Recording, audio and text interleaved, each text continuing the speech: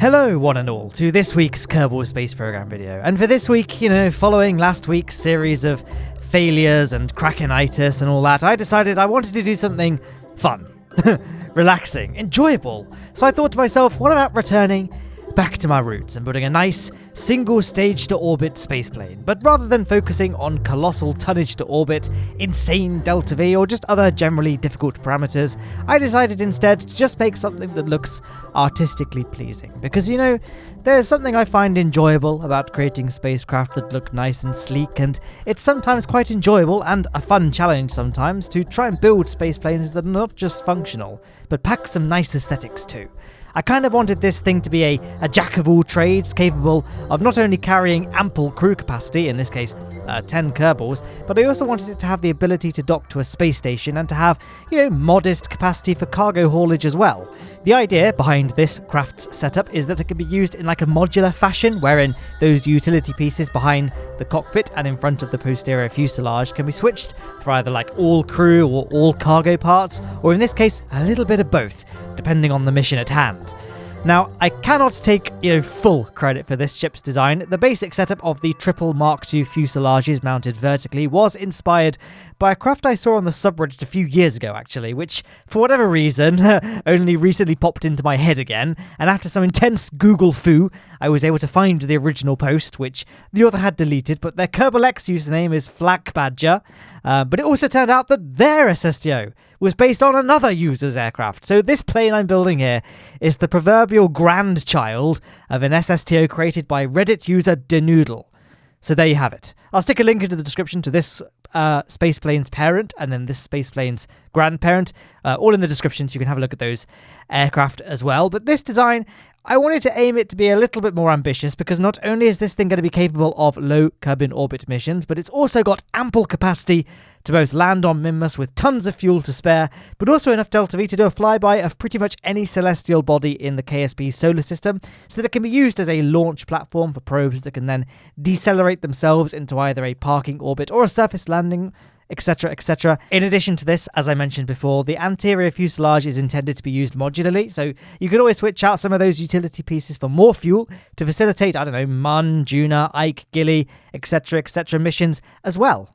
I like how I'm talking about a lot of the ship's design and aesthetics without much of the ship really visible on screen at the moment. You can see me faffing around with the Cal 1000, which is obviously a reference to 2001 A Space Odyssey's HAL 9000 onboard computer. This is going to control that robotic arm. I said before that I want this to have some ability to carry cargo, and in this case we're going to be launching a small satellite, but I thought let's make things a little bit more interesting and not just have it to decouple from within the cargo bay and to propel itself out. We're going to use a robotic arm to raise it out of the cargo bay, clear of the ship, and deploy the satellite. So I decided to use the actual Cal 1000 controller just to make it a little bit easier. So I'm going to have loads and loads of action groups set to control all of those different hinges. We can just have it bound to the one thing. I'm not very good at the Cal 1000 controller, so that's why it probably took a long time for me to do what was a very, very simple operation. But I would like to do more with the robotics in breaking ground, so I should probably get used to using that Cal 1000 controller a little bit more. Yeah, you can see me now going back in and playing around with it once again. I really should learn to let it go.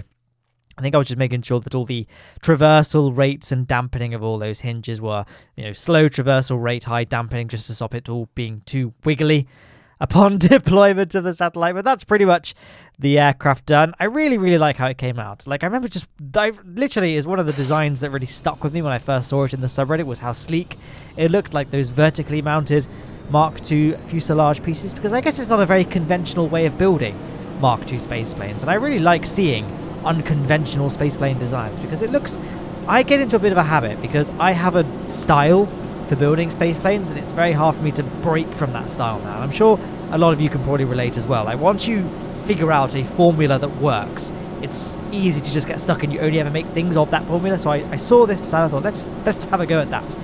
It admittedly does have some part clipping, like especially the central Mark II fuselage. The adapter pieces, they really clip into each other, but I feel like this is an acceptable use of part clipping because I drained the oxidizer from those two tanks, so I have reduced their fuel capacity to compensate for the fact that they're clipping into each other. So I hope it doesn't count as too much of an egregious use of part clipping. Anyway, we are well underway with our ascent. I'm holding a fairly shallow angle of attack of just 10 degrees, because I feel like this is a good balance to strike between rapid acceleration but also continuing our ascent at an acceptable pace. Obviously, flying SSTOs, you want to hit the 440 meters per second surface speed mark fairly soon, because it's not until this point that the rapiers provide the maximum amount of thrust. Before that point, the rapiers don't provide that much in the way of velocity, but once you hit that 440 meters per second magical barrier, you unlock the full potential of the rapiers and you see the ship very, very rapidly begins to accelerate. And then as we near the 20 kilometer mark, we can think about firing the nuclear engines as well, because it's about this point that the rapiers start to really choke on the lack of oxygen. So the nuclear engines help provide us that little bit additional piece of thrust, bit of thrust, part of thrust, I don't know. Words, I'm not very good at them. And there goes the closed cycle mode of the rapiers. So once we got to the point where we started not really gaining any more meaningful speed, and in fact I think we started to slightly decelerate, and our apoapsis wasn't really raising at a very good pace, I then hit action group 2 to switch the rapiers to closed cycle mode, which is now done, because we've run out of oxidizers. We can just shut down those rapiers and coast our way into orbit using only the nuclear engines, which we can easily do despite their very low thrust to weight ratio. We're pretty much at orbital velocity. We need to get about 200 meters per second more speed. We need to accelerate by 200 meters per second, would have been a better phrase there, and then we're in orbital velocity, so really not that much at all, and we are quite a bit away from our apoapsis point, so we've got enough time to circularize on just the nuclear engines. Now we can take this moment to just deactivate all of those control surfaces, because of course now that we're in the vacuum of space, we don't really need them. They're not going to do anything other than just look weird, like they're still going to move in compliance with our nav ball orientation, even though they're not doing anything. We don't want to worry about eroding the hinges or anything like that by excessive unnecessary use, so we may as well deactivate them. But more importantly, it just looks better to not have them moving around in space, because why would they move around? They're not doing anything. Anyway, we have now circularized, as you may have seen, so now it's time to plot a maneuver node to get ourselves an encounter with Minmus. Kerbals, what's the planet called? Kerbin. I don't play this game very often, guys. I sometimes forget very basic things like this. Yes, Kerbin's mintiest satellite, the moon of Minmus. That's all I know, actually. I don't really know anything about it, and I didn't plan a thing to say. I just really like Minmus. It's one of my favorite places to visit in the Kerbal Space Program solar system. I just love it. It's just nice. It looks nice. It's easy to land on, and I just like it. And there goes the satellite, by the way. Oops. Should have talked about that when it happened, but it's happened now. I realized I had a minute to go before I needed to start my burn, so I thought, hey, let's just pass this time by deploying the satellite. And there we go. We can fold it all away, and that was all done with just 2 action groups, and I probably could have done it with 1 action group if I'd set it up a little bit better. But basically, action group 7, I think, to activate the CAL 1000 controller to do the sequence of the robot arm and all that, and then I pressed action group 8 to then reverse that sequence, and then 7 again to play it, and it would play backwards and fold away.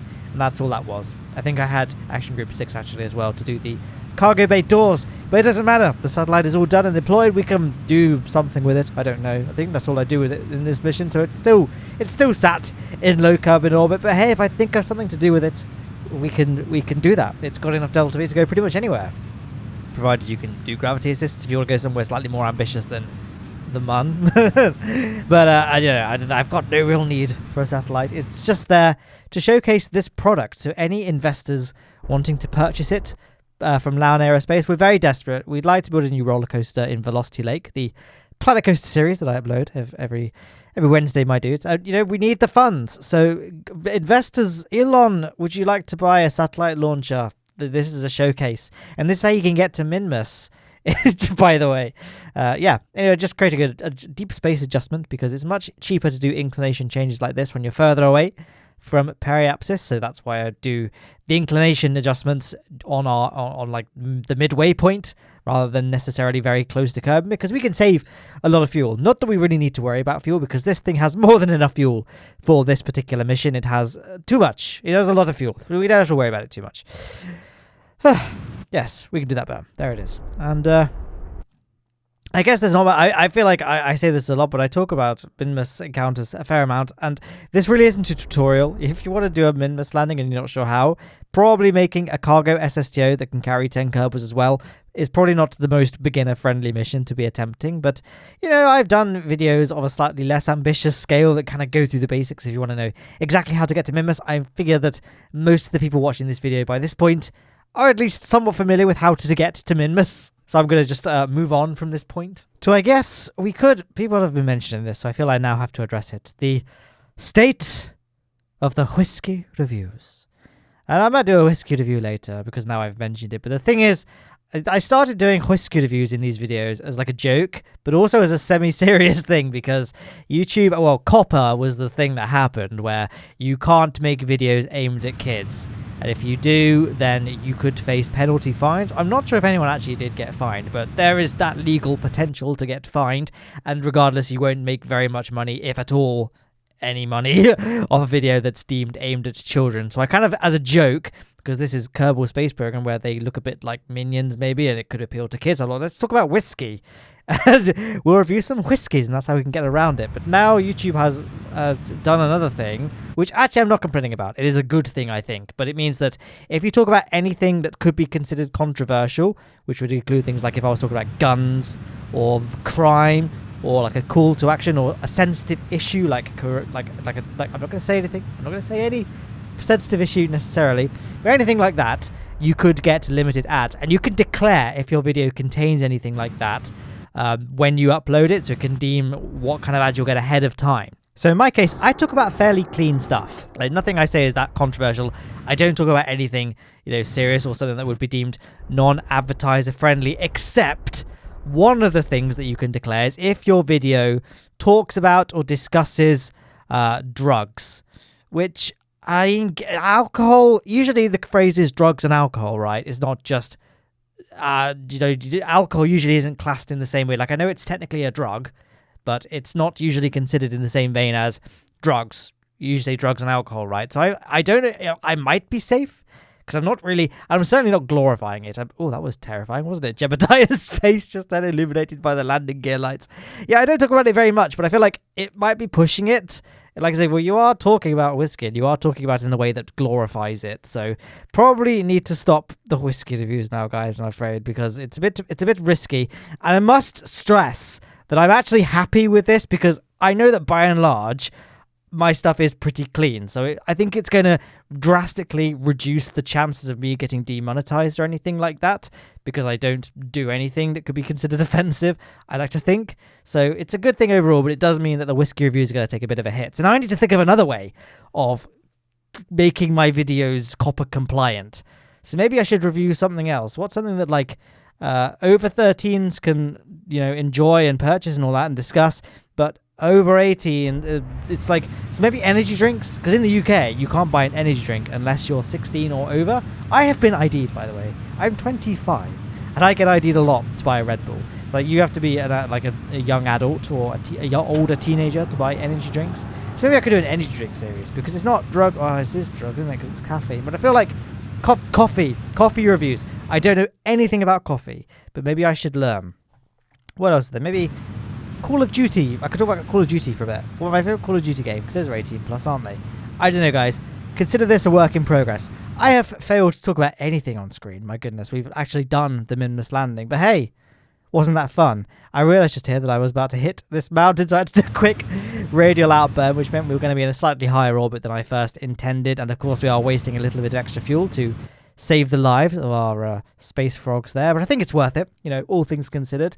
But yeah, I didn't talk about the Minmus landing very much, but then again, I did say that I figure that a lot of people watching this video are very familiar with Minmus landings in general, so I feel like just showing you guys the visual spectacle of this beautiful SSTO, I feel like I can say that. I feel like I'm confident in this ship's design enough that I can say it looks beautiful, and just seeing it coast over the tranquil flats of Minmus, it's just a nice spectacle to behold. So I feel like that was enough to carry the video, and it could leave me to just ramble about whatever kind of shenanigans are going on in my life, because really, as I'm sure you're all aware, none of us really have much going on. Let's face it, we're all kind of stuck not doing much because of a thing.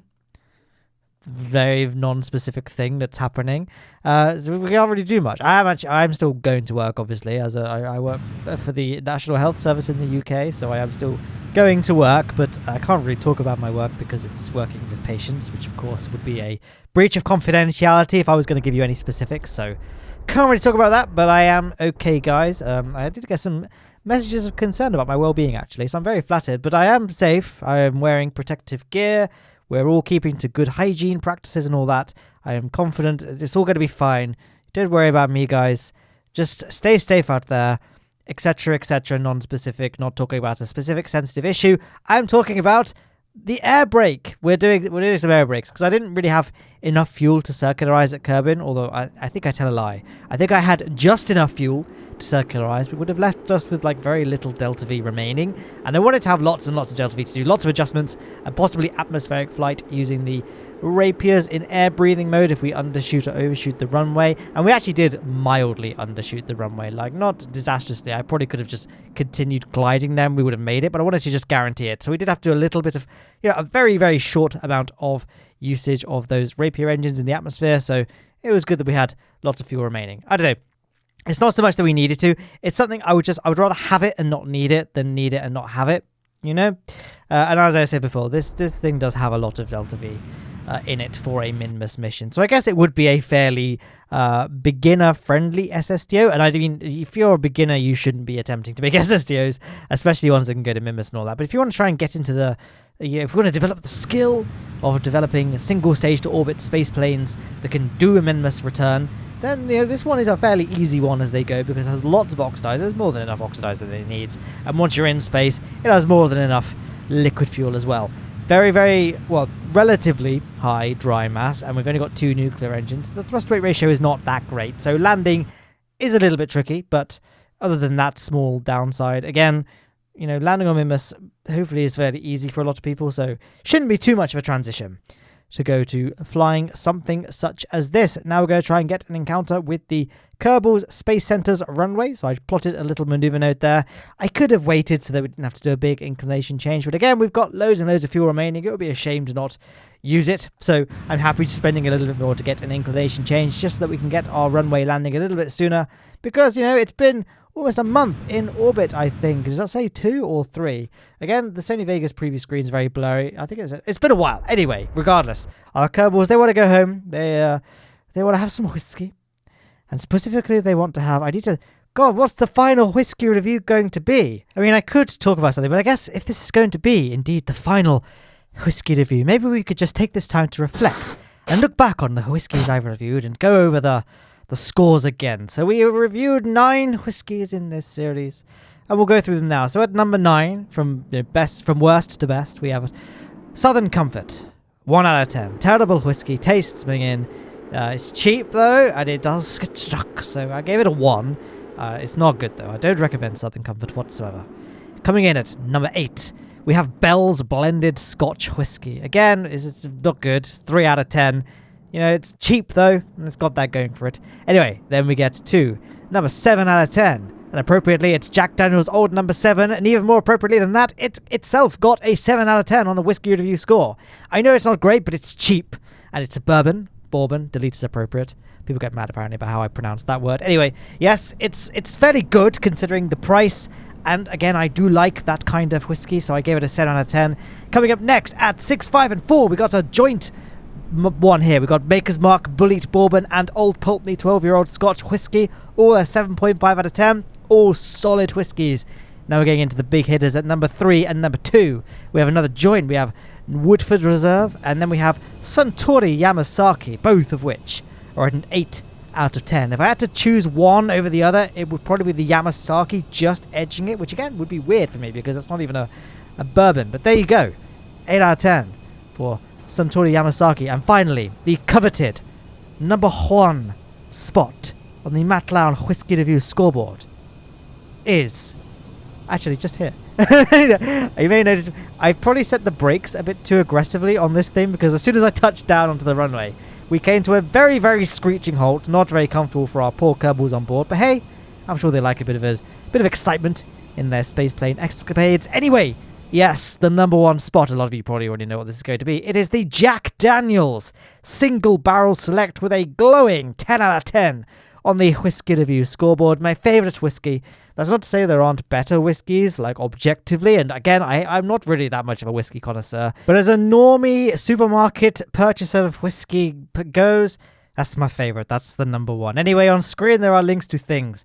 Left-hand side was a video chosen for you by YouTube's recommendation algorithm. The right-hand side is my most recent upload. You'll also see links to subscribe and Patreon, and in the description you'll find links to other things. That's it. Goodbye.